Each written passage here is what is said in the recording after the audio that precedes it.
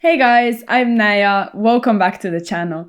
So for today's video, I decided to change up the format of this month in Yu-Gi-Oh to this week in Yu-Gi-Oh because it just makes more sense to actually record on weeks when things happen. So I figured I would record then and just bring you the news when they are still fresh, and this may not be every single week, obviously, because we all know not a lot of things happen each week.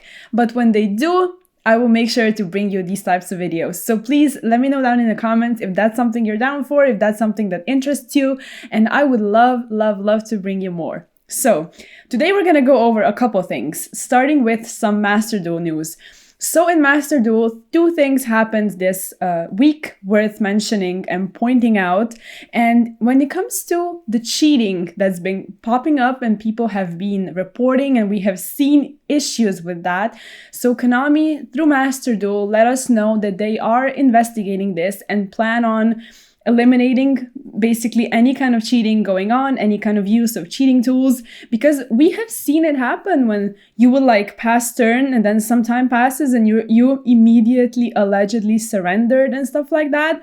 And it's just a shitty thing to do. The people that actually take the time of their day to make cheating tools for Master Duel, it's pretty much pathetic. So yeah, they responded quickly, saying they are in fact going to fix everything. So that's great, and hopefully they do it soon and completely eliminate any kind of behavior like this. And it's just, come on, why would people do that? Legit, it's very lame, and hopefully it doesn't happen anymore.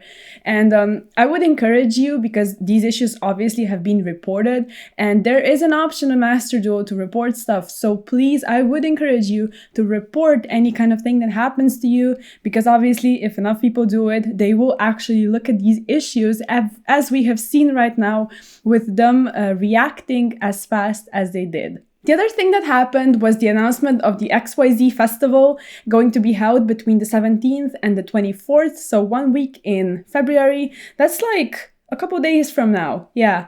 So it's going to be 1 week, and basically you receive medals, whether you win, lose, or draw, but you should not surrender because you will not receive medals that way. That's what has been reported.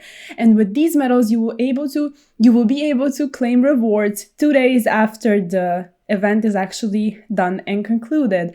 And the XYZ festival is because in the extra deck you will only be able to use Xyz monsters, and they posted something about there being a limit regulation, so that's an interesting thing. So I guess a ban list specifically for that. Maybe they just plan on sort of cutting any strategy that is way too powerful with XYZs. I'm assuming something like Zodiac.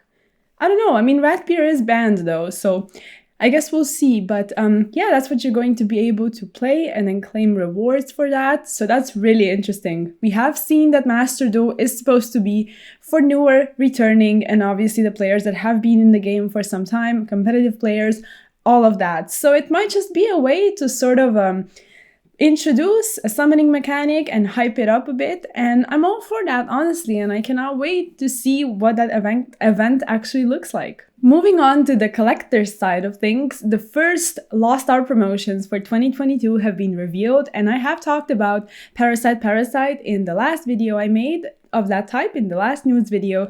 But right now we have seen spoilers for every single card from this batch, I guess, the first one of 2022. To me, Zaloog is the coolest one. I think he's so dope. He's got his guns, and obviously, as I mentioned a lot, I'm a huge GX fan, and he is one of the Shadow Riders, so how cool is that, honestly?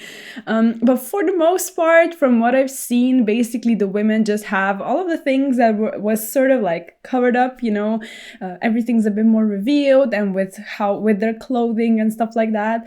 And overall, I think that them bringing the Lost Art promotions to us in it's been happening for some time now, and in such a huge way, basically, with so many cards. I think this is really cool, and I feel like if something actually did drop in the OCG, it only makes sense to have it be completely uncensored here as well, since they are official cards, and why not let us have them? And to wrap things up, we need to touch upon the competitive scene as well.